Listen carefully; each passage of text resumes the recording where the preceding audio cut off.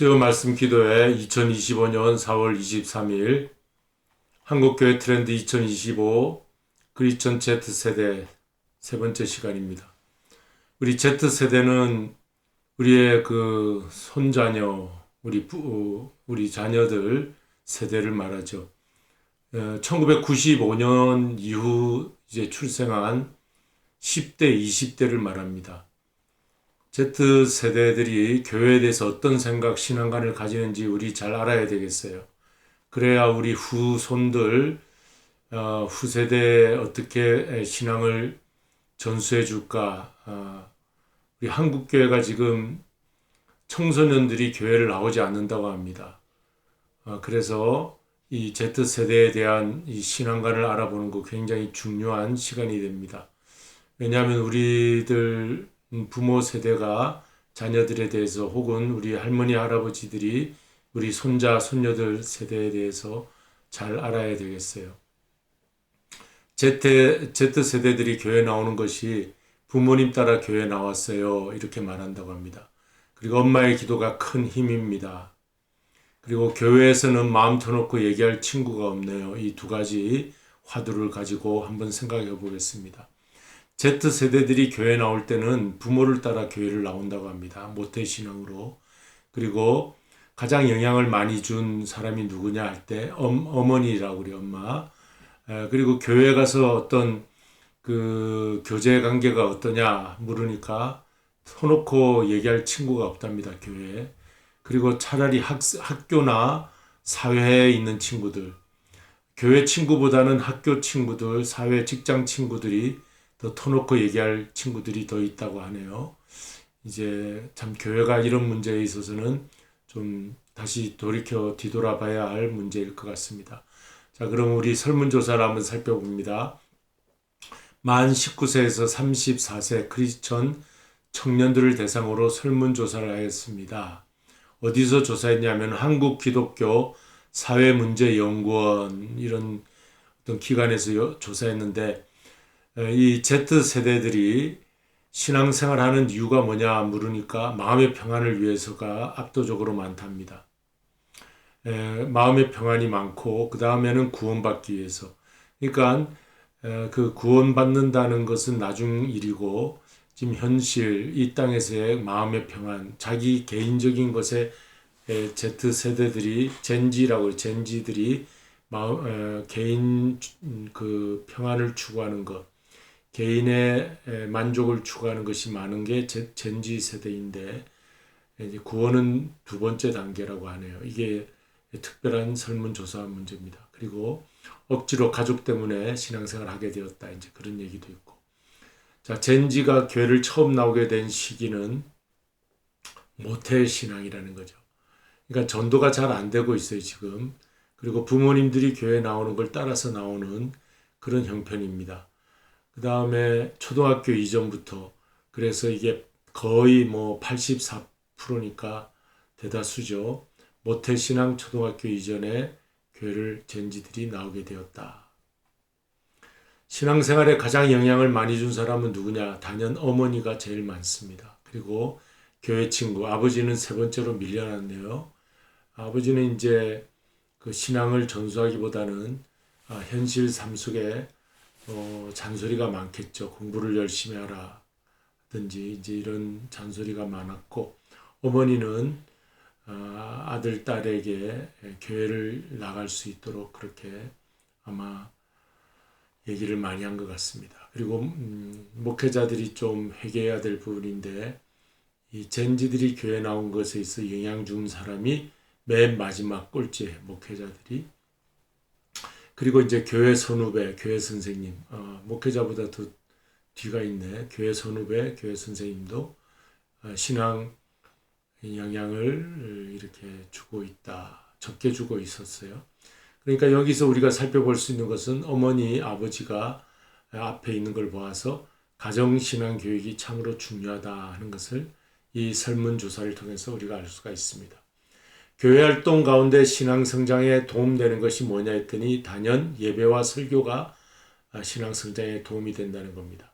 우리가 생각할 때는 소그룹 성경 공부가 신앙 성장에 도움되는 줄로 알지만 소그룹 성경 공부가 13%밖에 안 되고 예배 설교가 35% 신앙 성장에 도움이 많이 된답니다. 그리고 교우 관계 친구들과의 교제를 통해서도 성장이 되고 이제 수련회 어떤 집회를 통해서 성장이 되는데 단연 예배와 설교가 많다. 우리가 새롭게 생각해 볼 일이죠. 그 다음에 교회 가기 싫을 때라도 교회를 가게 만드는 요인이 뭐냐 했더니 부모, 가족들이 이제 자꾸 가자고 강요하니까 그렇게라도 해서 가야 되죠. 부모, 가족이 이제 교회를 가는 것을 기뻐하기 때문에 우리 어린 자녀들이 교회를 간다는 겁니다.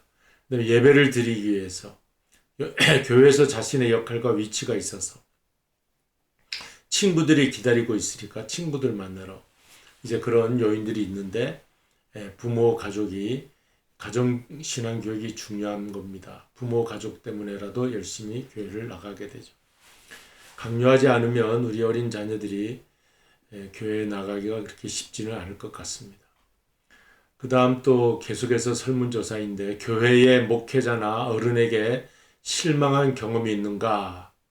이제 우리 청소년 세대가 젊은 청년들이 교회 어른들한테 실망한 경험이 있는가?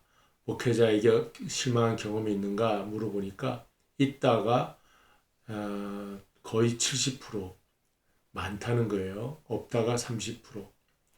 없다는 것보다 있다는 것이 2배 이상 실망이 많다는 겁니다. 교회에 와서 실망을 했다는 것은 좀 문제가 있는 거죠. 그러면 교회에 왔을 때 왜 실망을 하게 되는가? 목회자나 어른들의 모습에서 무엇을 봤길래 실망하는가 했을 때 그 어른들의 모습에서 위선적인 모습을 보았다가 과반수 52%.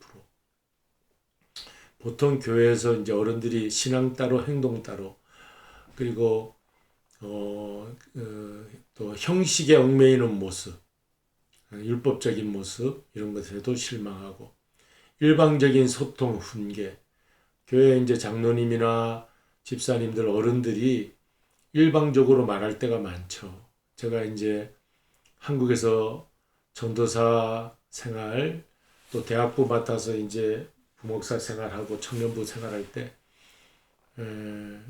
우리 청년부의 그 회장, 부회장이 당회에 가서 무슨 얘기를 하면 소통이 안 된다고 그래요. 그리고 일방적으로 이렇게 해라 지시하고 그래서 그 힘들어하는 우리 청년들 모습을 본 적이 있는데 아마 일방적 소통이나 훈계 이제 그런 걸 말하는 것 같습니다.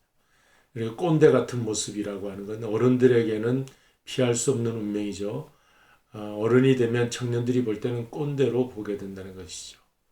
옛날 사람을 말하죠. 나 때에는 내가 옛날에 너 청년 때에는 꼰대라고 하는 거죠. 아예 얘기를 들으려고 하지 않습니다. 우리가 그래프를 한번 참조해 보면 Z세대가 교회 목회자 어른에게 실망한 모습. 이 파란 색깔이 Z세대고 빨간 게 목회자예요. 목회자가 Z세대를 대할 때 개선해야 될 모습. 이제 위선적인 모습이 이렇게 가장 실망했다는 거예요. 그러니까 목회자들도 뭘 개선해야 될까 할 때 위선적인 모습을 개선해야 되겠구나 뿐만 아니라 일방적인 소통 후계가 개선해야 되겠다 이렇게 많이 가지는데 사실은 일방적인 소통 훈계는 위선적인 모습보다 Z세대가 볼 때 적습니다. 형식에 얽매이는 모습도 거의 비슷한데 목회자들은 내가 일방적으로 이제 막 훈계하거나 소통하는 걸 고쳐야지 하지만 이 위선적인 모습을 Z세대는 먼저 고치기를 바란다는 거죠. 이런 모습들이 쭉 있어요. 과거의 자기를 기준으로 이야기할 때 이게 꼰대 같은 모습이죠. 이제 단연 위선적인 모습을 가장 실망한 모습으로 보고 있다. 이런 그래프를 우리가 볼 수가 있습니다. 그 다음에 현장 예배와 온라인 예배 중 선호하는 유형이 뭐냐? 이거 우리도 이 젊은이들은 어떤 예배를 선호할까? 이런 그 궁금증이 있잖아요. 여러분 우리는 어떻습니까? 우리 어른들은 현장 예배를 좋아합니까? 온라인 예배를 좋아합니까? 이것도 우리한테 한번 물어봐야 될 질문이에요. 그런데 이제 젊은이들 Z세대에게 물어보니까 Z세대가 온라인 예배를 선호할 줄 알았는데 외려 반대되는 의견이에요. Z세대는 온라인보다는 오프라인을 더 선호하는 것으로 나타났다. 오프라인이라는 것이 현장을 말하죠. 현장. 온라인은 인터넷상을 말하고요. 자, Z세대는 왜 오프라인을 더 좋아하는가?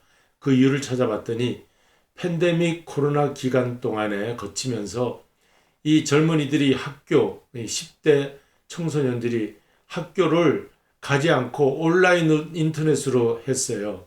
그러니까 이 온라인이 그렇게 효과적이지 않다는 걸 알게 된 거예요.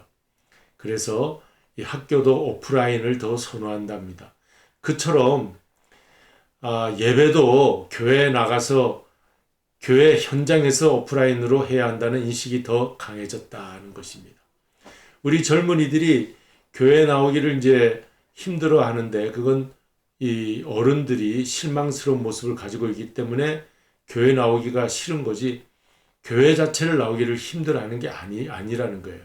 이 오프라인 현장을 좋아한답니다. 우리 젊은이들이. 그러니까 이런 문제를 알고 이 Z세대들만 젊은이 예배, 열린 예배 이런 예배들이 있죠.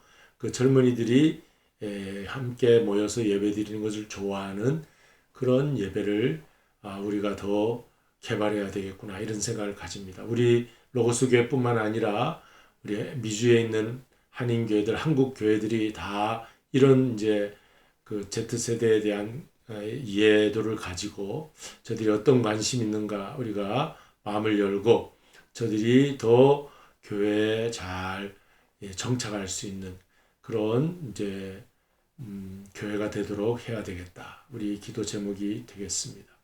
자, 여기까지 오늘 마치고요. 복음성과 함께 나누겠습니다.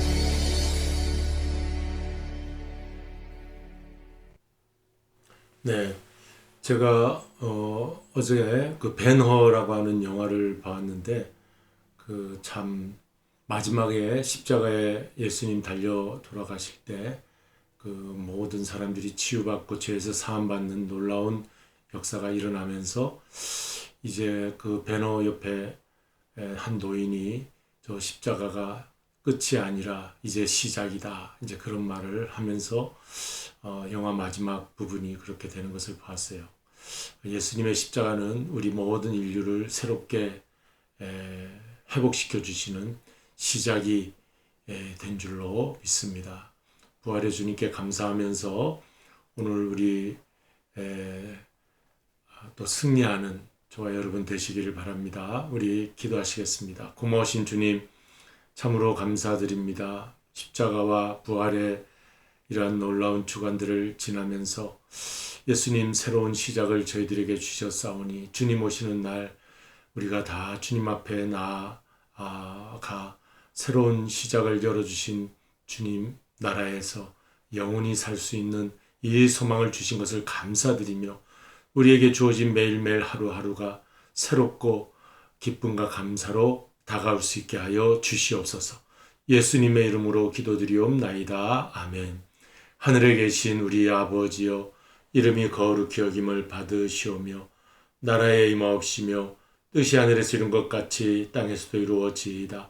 오늘날 우리에게 일용할 양식을 주옵시고 우리가 우리에게 죄 지은 자를 사하여 준 것 같이 우리 죄를 사하여 주옵시고 우리를 시험에 들게 하지 마옵시며 다만 악에서 구하옵소서. 내게 나라와 권세와 영광이 아버지께 영원히 있사옵나이다. 아멘.